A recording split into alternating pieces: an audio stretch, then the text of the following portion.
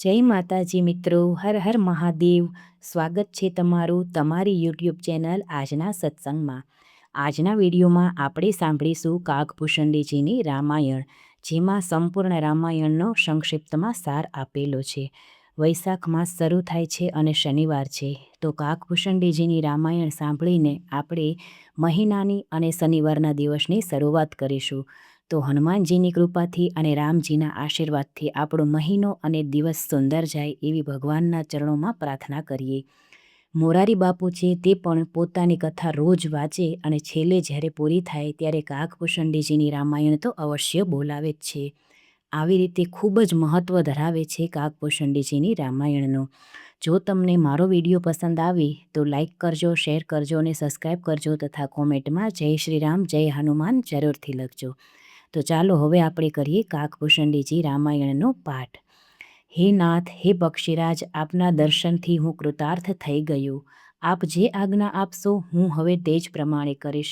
હે પ્રભુ, આપ કયા કાર્ય માટે પધાર્યા છો?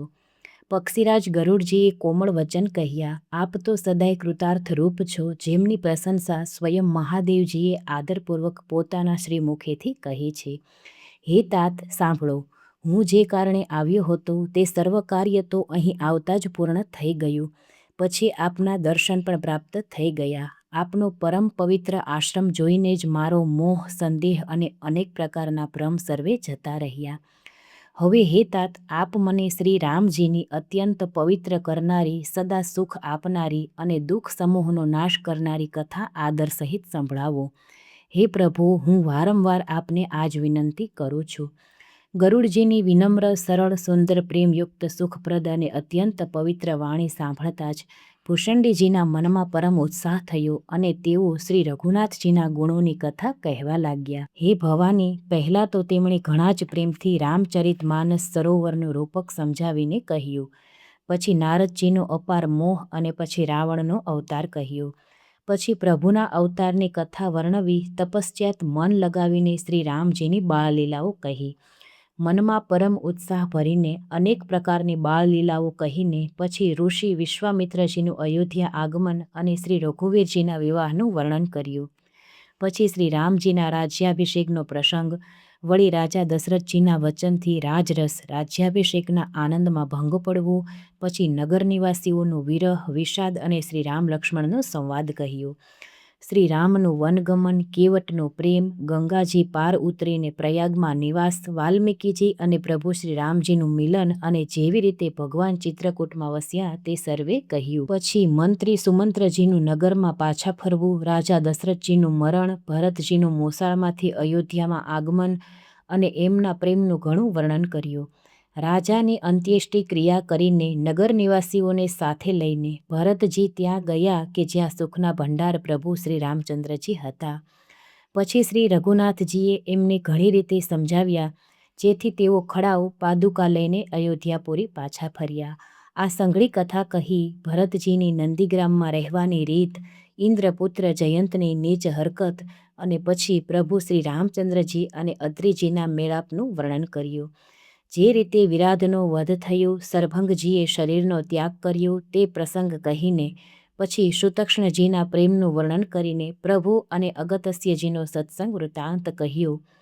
દંડકવનને પવિત્ર કરવું કહીને પછી ભૂષણજીએ ગૃધરાજની સાથે મિત્રતાનું વર્ણન કર્યું. પછી જે રીતે પ્રભુએ પંચવટીમાં નિવાસ કર્યો અને સર્વે મુનિઓના ભયનો નાશ કર્યો અને લક્ષ્મણજીને જે અનુપમ ઉપદેશ આપ્યો અને સુપર્ણખાને કુરૂપ કરી તે સર્વ વર્ણન કર્યું. ખરદૂષણનો વધ અને જે રીતે રાવણે સર્વ રહસ્ય જાણ્યું તે વખાણી અને વધારીને કહ્યું, તથા જે રીતે રાવણ અને મારીચની વાતચીત થઈ તે સંઘળી તેમણે કહી. પછી માયા સીતાનું હરણ અને શ્રી રઘુવીરના વિરહનું કંઈક વર્ણન કર્યું. પછી પ્રભુએ ગીધ જટાયુની જે રીતે ક્રિયા કરી, કબંધનો વધ કરીને સબરીને પરમ ગતિ આપી અને પછી જે રીતે વિરહ વર્ણન કરતાં કરતાં શ્રી રઘુવીરજી પંપા સરોવરના તીરે ગયા તે સંઘળું કહ્યું. પ્રભુ અને નારદજીનો સંવાદ, મારુતિના મેળાપનો પ્રસંગ કહી સુગ્રીવ સાથે મિત્રતા અને વાલીના પ્રાણનાશનું વર્ણન કર્યું. સુગ્રીવને રાજતિલક, પ્રભુએ પ્રવર્ષણ પર્વત ઉપર નિવાસ કર્યો તે તથા વર્ષા અને શરદનું વર્ણન, શ્રી રામનો સુગ્રીવ પર રોષ અને સુગ્રીવનો ભય આદિ પ્રસંગો વર્ણવીને કહ્યા. જે રીતે વાનરરાજ સુગ્રીવે વાનરોને મોકલ્યા અને તેઓ સીતાજીની ભાળ કાઢવા જે રીતે સર્વ દિશાઓમાં ગયા, જે રીતે તેમણે ગુફામાં પ્રવેશ કર્યો અને વાનરોને જે પ્રમાણે સંપાતિ મળ્યો તે સર્વે કથા કહી. સંપાતિ દ્વારા સંઘળી કથા સાંભળીને પવનપુત્ર હનુમાનજી જે રીતે અપાર સમુદ્રને ઓળંગી ગયા, હનુમાનજીએ જેવી રીતે લંકામાં પ્રવેશ કર્યો અને સીતાજીને જેવી રીતે ધીરજ બંધાવી તેવી રીતે સુંદરકાંડનું વર્ણન કર્યું.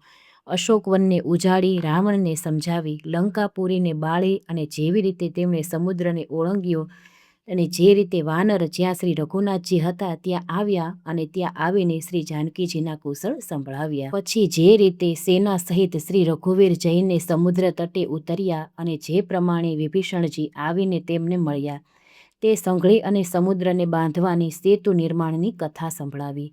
પુલ બાંધીને જે રીતે વાનરોની સેના સમુદ્રને પાર ઉતરી, જે રીતે વીરશ્રેષ્ઠ વાલીપુત્ર અંગત દૂત બનીને ગયા તે સર્વે કહ્યું.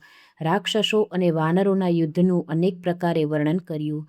કુંભકર્ણ અને મેઘનાદના બળ, પુરુષાર્થ અને સંહારની કથા કહી. અનેક પ્રકારના રાક્ષસ સમૂહોના મરણ તથા શ્રી રઘુનાથજી અને રાવણના અનેક પ્રકારના યુદ્ધોનું વર્ણન કર્યું. રાવણવધ, મંદોદરીનો શોક, વિભીષણનો રાજ્યાભિષેક અને દેવતાઓનું શોક રહિત થવાનું કહીને પછી સીતાજી અને શ્રી રઘુનાથજીનો મેળાપ કહ્યો. જેવી રીતે દેવોએ હાથ જોડીને સ્તુતિ કરી, જેવી રીતે વાનરો સહિત પુષ્પક વિમાન પર આરૂઢ થઈને કૃપાધામ પ્રભુ અવધપુરી ચાલ્યા તે કથા કહી.